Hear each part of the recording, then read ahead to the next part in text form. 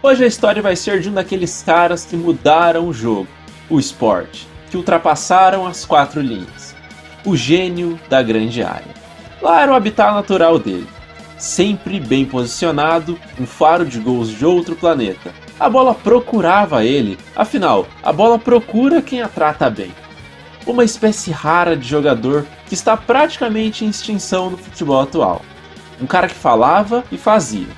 Em 1994 foi o nome do Brasil no tetracampeonato. Um monstro da resenha, um símbolo do futebol raiz que tanta gente sente falta hoje. E hoje você vai conhecer a história de um gênio, de um cara que fazia gols com uma naturalidade como se estivesse jogando bola com os amigos no quintal de casa, até na praia. Senhoras e senhores, a história do baixinho Romário. Romário de Souza Faria nasceu no Rio de Janeiro, no dia 29 de janeiro de 1966. Filho do seu Evair de Souza, operário em uma fábrica, e a dona Manuela, lavadeira, o Romário teve uma origem extremamente pobre e cheia de incertezas. Muita trouxa de roupa na cabeça com a minha mãe. E já pintei muita casa com meu pai, já fiz muro com meu pai. Já trabalhei no Ceasa, carregando caminhão de melancia, descarregando e carregando caminhão de melancia. Tudo isso é para correr atrás de um dinheiro para poder pagar principalmente a minha passagem para eu ir treinar, porque a situação financeira realmente dos meus pais, como todos sabem, a gente era pobre, graças a Deus a gente nunca foi miserável. Quando tinha 3 anos de idade, se mudou para a Vila da Penha. Lá ele começou a jogar em um time criado pelo seu pai, chamado Estrelinha, que queria incentivar Romário a praticar esportes. Com pouco tempo, se notou que o fato de ele jogar no time não era por seu pai ser o dono, pois ele começou a se destacar muito entre os meninos mais velhos. No ano de 1979, com só 13 anos, foi descoberto por um olheiro e passou a fazer parte das categorias de base do Olaria. No ano de 1981, foi integrado à base do Vasco, onde permaneceu até o ano de 1985, quando finalmente foi integrado aos profissionais. Desde essa época, o Romário já era tido como um cara totalmente fora de série. Então, em 85, o Romário estreou profissionalmente com a camisa Cruz Maltina, em um jogo do Brasileirão contra o Coritiba. Nesse primeiro ano como profissional, ele foi ganhando espaço aos poucos no time, e o Vasco não ganhou taças nesse ano. Ainda em 85, disputou o Mundial Sub-20 daquele ano, nem jogou, mas esteve no plantel que foi campeão. No ano seguinte, ano de 1986, o Vasco ganhou o primeiro turno, mas não conseguiu ser campeão carioca, perdendo para o Flamengo na finalíssima. O Romário, pela pouca idade e pouca experiência, dá pra dizer que jogou muito, mas muito bem naquele ano. Ele disputou 48 jogos e marcou 26 gols. Foi artilheiro do Cariocão, superando nomes consagrados como Roberto Dinamite e tendo sua convocação cotada até para o Mundial de 1986 no México. Mas isso foi algo que não aconteceu.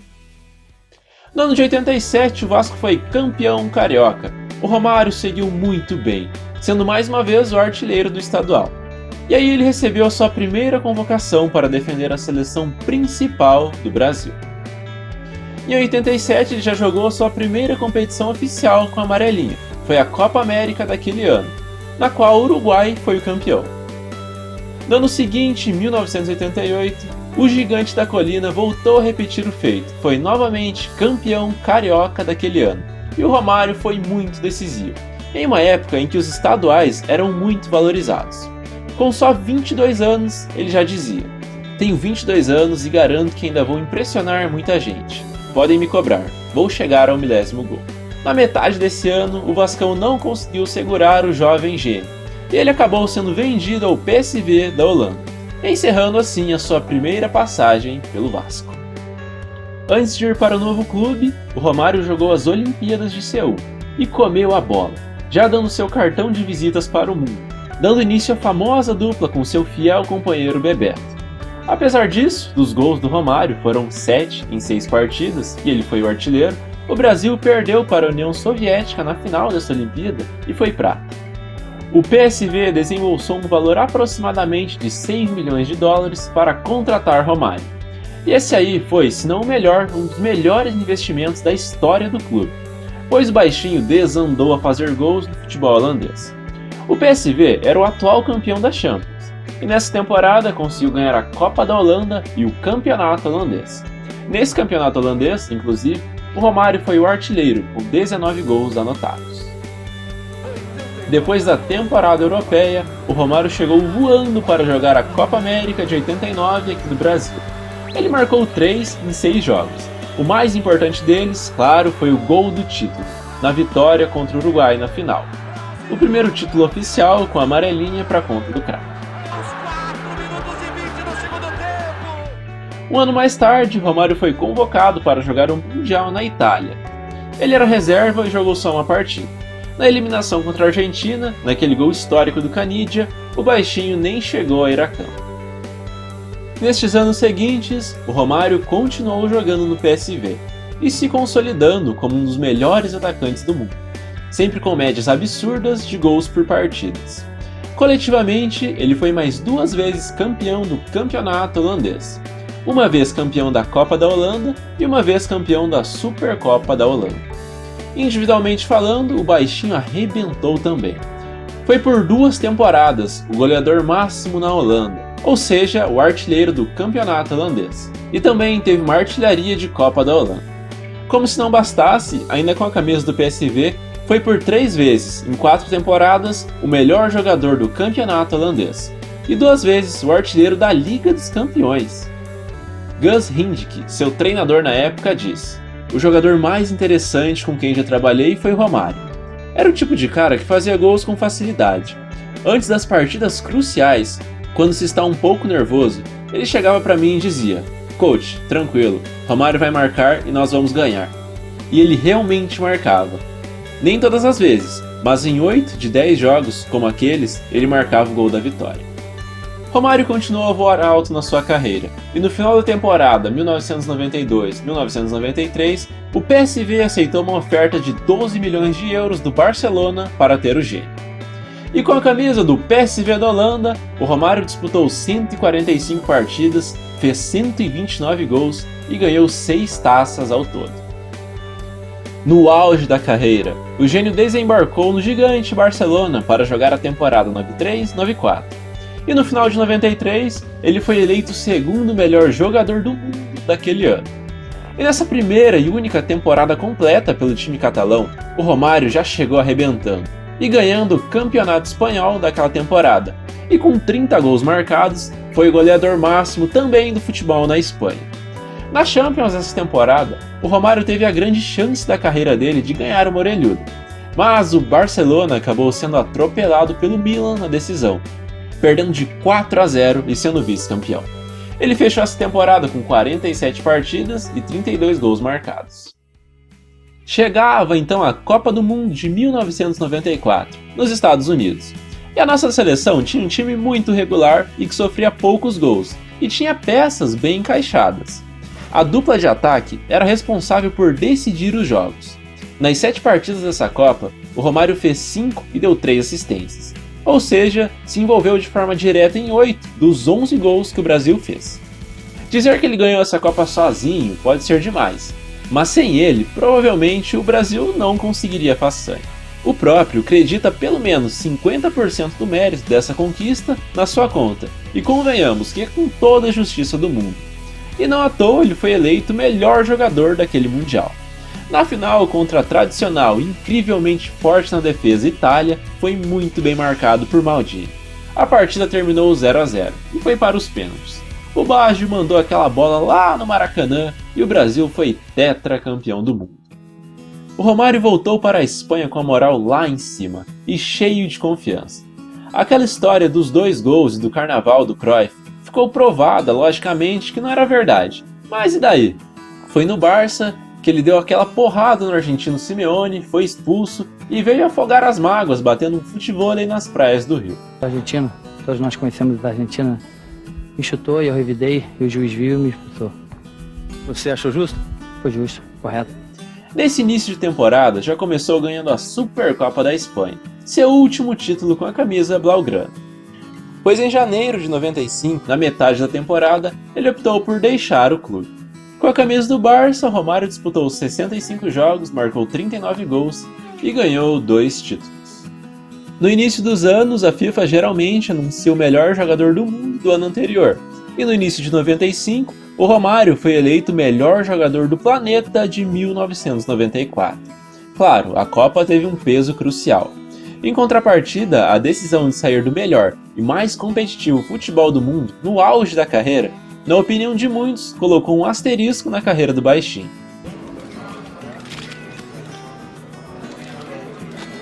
Sua contratação foi uma jogada de marketing do Mengão que comemorava o seu centenário. Brahma, Banco Real, Bandeirantes, Multiplan fizeram literalmente uma vaquinha para comprar o Romário. E claro, arcar com os custos do seu salário. Então você imagina, era como se o Messi, o Cristiano Ronaldo ou o Lewandowski desembarcasse aqui no Brasil nos dias atuais. Junto com o Romário, Edmundo e Sávio formaram o trio de ataque, que mesmo com uma expectativa enorme fracassou e não ganhou taças. O Romário jogou 46 partidas e marcou 37 gols, sendo eleito, mesmo jogando no Brasil, o quarto melhor jogador do mundo em 95. Já no ano de 1996, o Romário continuou a fazer aquilo que ele sabia de melhor, gols. Só que o coletivo do Flamengo melhorou e isso foi revertido em taças. O clube foi campeão do Campeonato Carioca, em que, para variar um pouco, o Romário foi o artilheiro, e ganhou também a Copa Ouro de 1996. E na metade de 96, o Romário voltou à Espanha, porém para jogar com a camisa do Valência. Ele se desentendeu com o treinador Luiz Aragonés, e meses depois voltou para o Flamengo. Em 1997, o Romário assinou um contrato de empréstimo junto ao Mengão e jogou até o mês de julho. Nesse meio tempo, foi vice-campeão da Copa do Brasil e do Torneio Rio-São Paulo, em que ele foi o artilheiro, assim como do estadual daquele ano. Jorge Valdano foi quem pediu o retorno do Romário ao Valência, apesar de não concordar muito com a vida boêmia que o baixinho levava. Ele sofreu uma lesão, e quando se recuperou, o treinador era o Cláudio Ranieri, que por esses e outros motivos brigou com o Romário, selando assim a sua saída do clube espanhol. Com a camisa do Valência, o Romário disputou só 12 jogos e fez 6 gols. Jogando com a camisa da seleção brasileira em 1997, foi campeão da Copa América e também da Copa das Confederações daquele ano, sendo, claro, protagonista em ambas, e conquistando a artilharia da Copa das Confederações. Em janeiro de 1998, voltou de vez ao Flamengo, e foi artilheiro do Carioca novamente. Pela Celeste jogou a Copa Ouro, em que o Brasil caiu na semifinal. Dias antes da convocação para a Copa de 1998 na França, ele sofreu uma lesão. Agora tá doendo? Tá doendo um pouco. Recado pro Zagallo. Não, eu vou estar lá. Segundo os resultados dos exames, o Romário perderia sua estreia e depois disso estaria apto para ajudar o Brasil. Mas por conta disso, o técnico Zagallo optou por nem levá-lo. Essa, sem dúvida, foi a maior frustração da carreira desse gênio, que teve que assistir a Copa do Mundo pela TV, sendo comentarista da Rede Globo. No ano de 1999, foi campeão do Campeonato Carioca, em que novamente foi o líder na artilharia. Na Copa do Brasil, caiu nas quartas e foi o artilheiro, assim como em 98. E mais uma taça dessa temporada foi da tradicional Copa Mercosul, em que o baixinho faturou mais uma artilharia. No ano de 99, o Romário foi a campo em 54 jogos e fez inacreditáveis 46 gols.